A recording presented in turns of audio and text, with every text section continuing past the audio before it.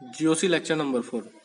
तो इसमें आज हम मेसोमेरिक इफेक्ट की बात करेंगे, जिसमें क्या होता है, effect of functional group towards pi bond होता है। इसे ही क्या कहते हैं, मेसोमेरिक इफेक्ट। फंक्शनल ग्रुप का पाई बॉन्ड की ओर जो इफेक्ट होता है उसको ही हम क्या कहेंगे, उसका मेसोमेरिक इफेक्ट कहेंगे।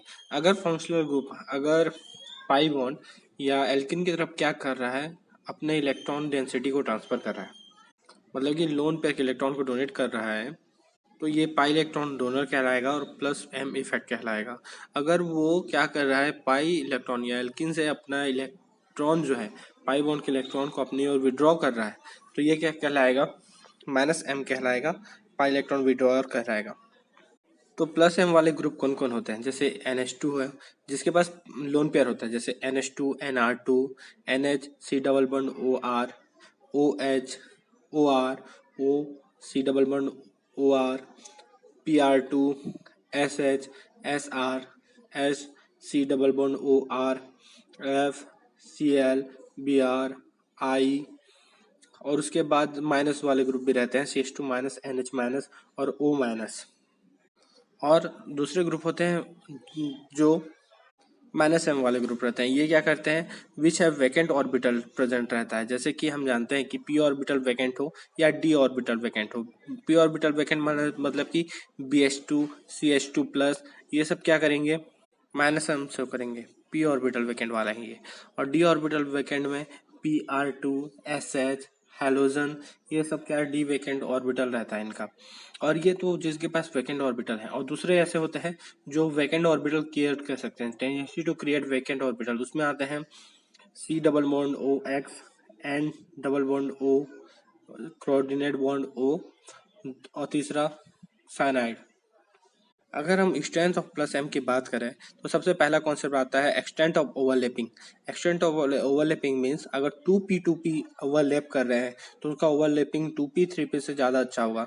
मतलब कि अगर डोनर एटम जो है 2p का है और लेने वाला भी 2p का है, तो उसमें क्या होगा, ओवरलैपिंग दोनों के बीच बेटर होगा।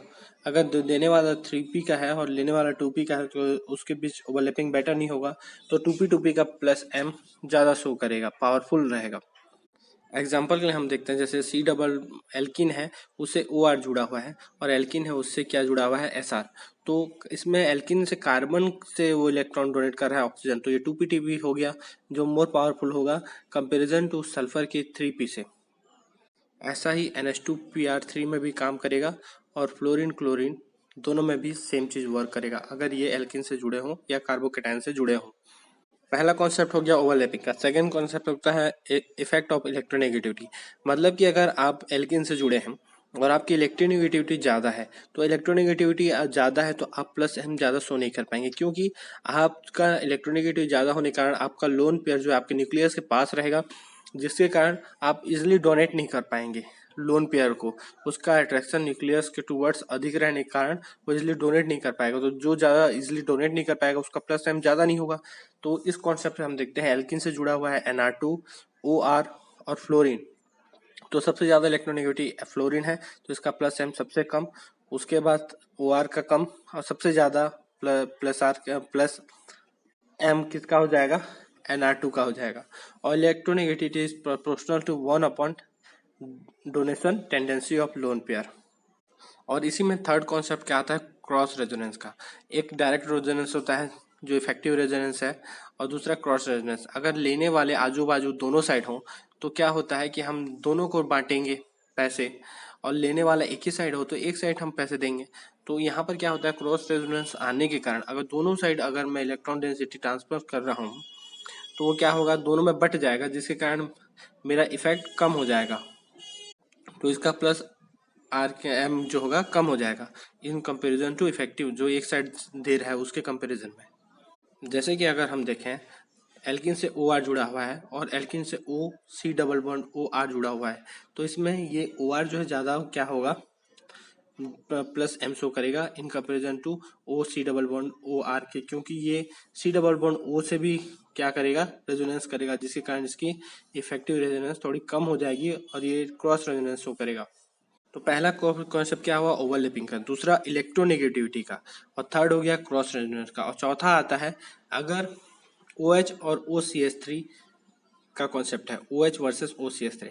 हम जानते हैं कि यहाँ पर NBPR का वर्क करेगा थ्योरी। जैसे कि देखते हैं कि हम जानते हैं कि H2O में 104 डिग्री क्या हो जाता है, बॉन्ड एंगल होता है, और OCl2 लें तो वहाँ पर 111 डिग्री होता है। तो Cl के बीच स्टेरिक रिपल्सन होता है, जिस कारण बॉन्ड एंगल बढ़ जाता है।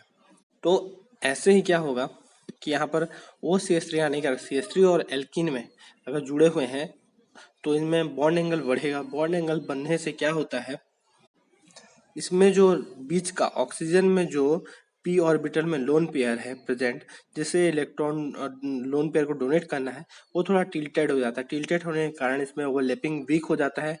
स्टेरिक रिपल्सन के कारण टिल्टेड होने के कारण ओवरलैपिंग वीक हो जाता है इन कंपेरिजन टू OH के। तो OR ग्रुप में हमेशा थोड़ा वीक होगा +M in comparison to OH। तो OH ज़्यादा पावरफुल होगा क्योंकि यहाँ पर बल्कि ग्रुप नहीं जुड़ा हुआ है CH3 की तरफ, तो इसमें कोई स्टेरिक रिपल्सन नहीं होता है।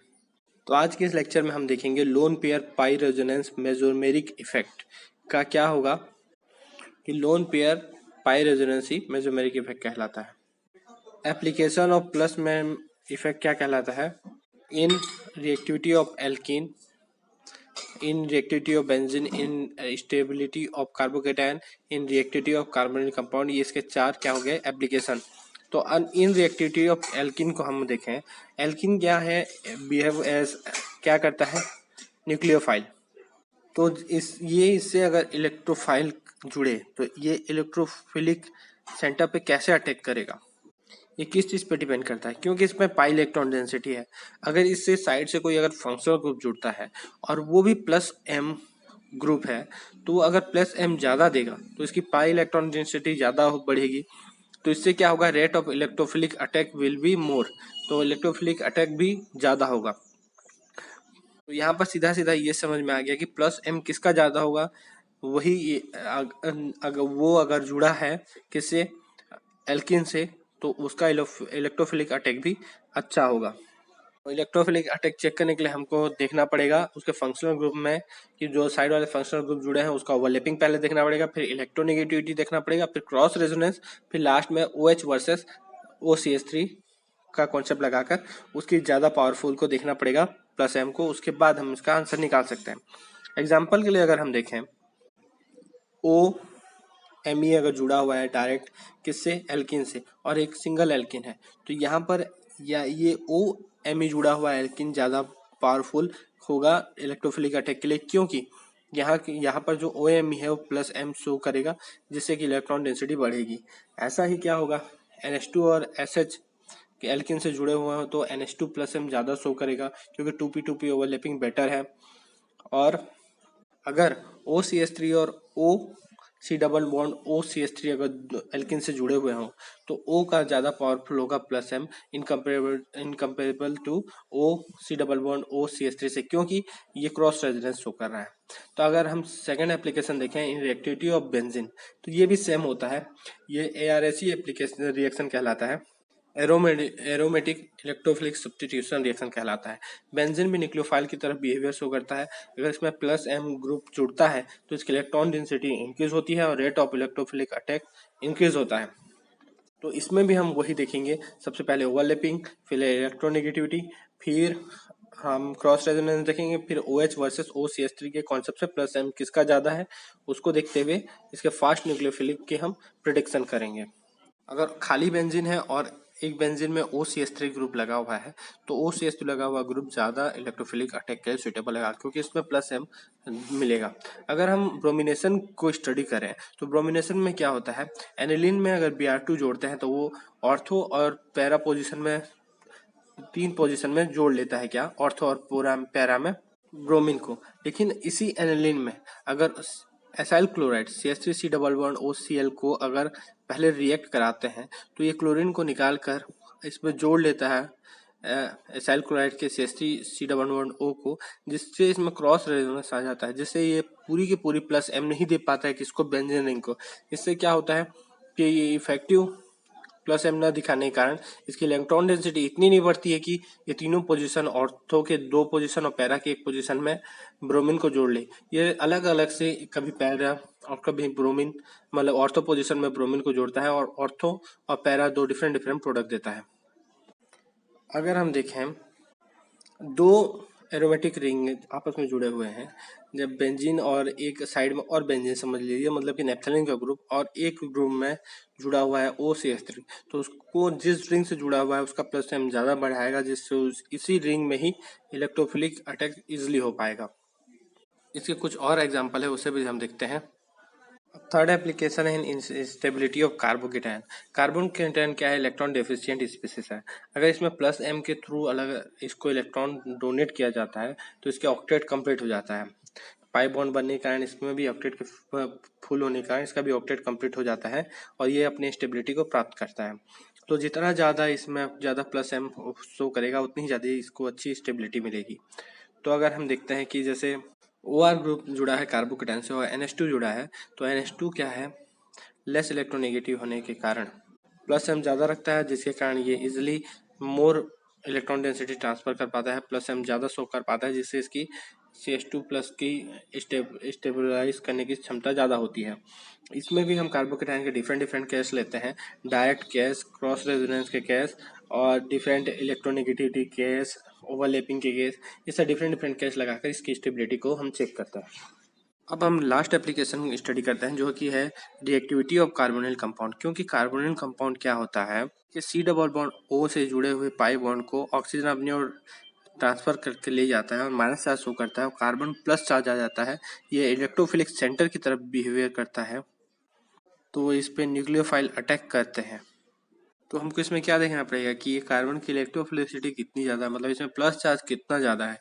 जितना ज़्यादा इसमें प्लस चार्ज होगा उतना ही ज़्यादा उसमें एक न्यूक्लियोफाइल इजिली अटैक करके इसमें रेट ऑफ न्यूक्लियोफिलिक अटैक उतना ही ज़्यादा होगा।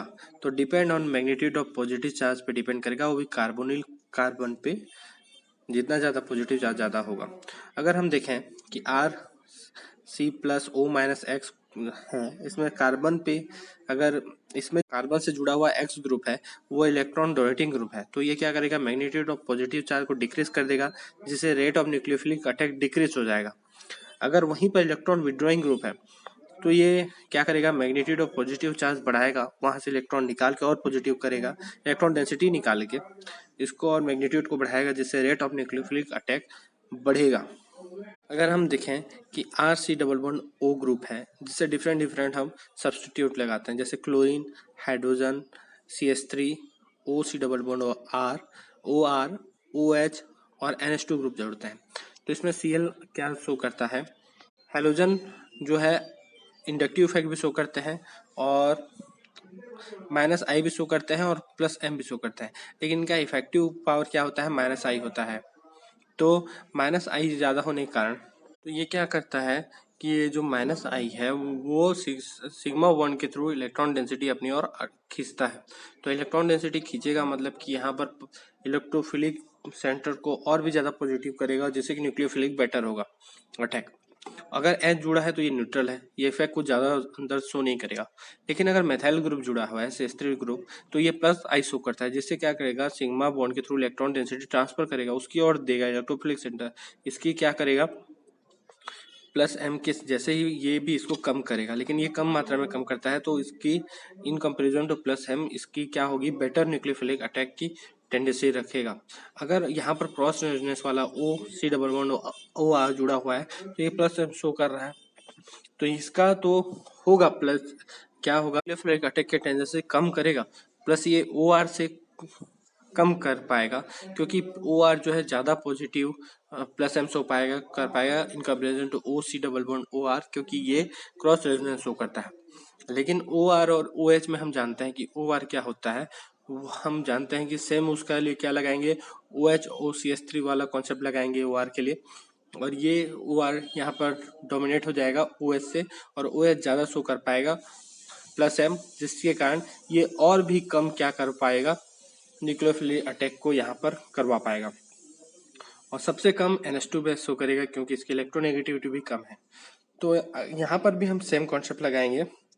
यहाँ पर हमको सिर्फ ये देखना है कि कार्बन सेंटर पे कौन ज़्यादा इलेक्ट्रॉन डेंसिटी हटा रहा है, तो उससे न्यूक्लियोफिलिक अटैक बढ़ेगा। अगर इलेक्ट्रॉन डेंसिटी बढ़ा रहा है तो उससे क्या होगा? कि न्यूक्लियोफिलिक अटैक घटेगा। जैसे कि हम एग्जाम्पल देखते हैं कि अगर NaBH4 है तो ये न्यूक्लियोफाइल है, तो अगर ये एस्टर और कीटोन से जुड़े हुए एक रिंग में है, मतलब ये डायरेक्ट एक रिंग से जुड़े हुए हैं एस्टर और कीटोन, तो ये कीटोन की ओर ज़्यादा इजिली अटैक करता है, क्योंकि एस्टर जो है इसके कार्बन के जो पॉजिटिव चार्ज है उस पे वो जो है प्लस OR जो है प्लस इफेक्ट शो करके इसको कम कर देता है, इसके इलेक्ट्रोफिलिक डेंसिटी को, तो इसमें पॉजिटिव चार्ज को कम कर देता है। लेकिन कीटोन में ऐसा कुछ नहीं होता है, उसका पॉजिटिव चार्ज वैसा ही रहता है, तो इसमें कीटोन के पास ये अटैक करके ये इजिली न्यूक्लियोफिलिक अटैक करता है। इसमें भी हम डिफरेंट कॉन्सेप्ट लगाएंगे, जैसे कि सबसे पहले इसके ऑर्डर को एक बार डिस्कस कर लेते हैं, जो कि है +M का ओवरलैपिंग सबसे बेटर होना चाहिए। उसके बाद इलेक्ट्रोनेगेटिविटी चेक करते हैं, फिर क्रॉस रेजोनेंस, फिर OH और OCH3 का कॉन्सेप्ट लगा के देखते हैं। तो ये 4 कॉन्सेप्ट +M के लिए लगा के हम डिफरेंट कॉन्सेप्ट में लगा के, जैसे कि एल्कीन, बेंजीन और कार्बोकेटायन और कार्बोनिल में लगाकर हम इसके निकाल सकते हैं। अब नेक्स्ट लेक्चर में हम नेक्स्ट चीज़ देखेंगे, जो कि -N इफेक्ट है।